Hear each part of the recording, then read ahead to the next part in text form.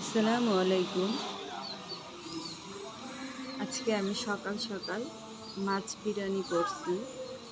তো এখানে আমি 4 পিস মাছ নিয়ে বিরিয়ানিটা করছি, রুই মাছ দিয়ে করছি।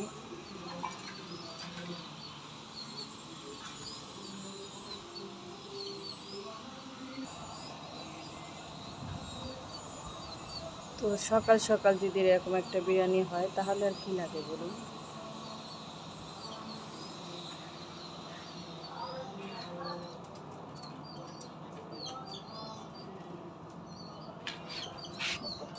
তো কমেন্ট করে জানাবেন আমার মাছ বিরিয়ানিটা আপনাদের কাছে কেমন লাগলো।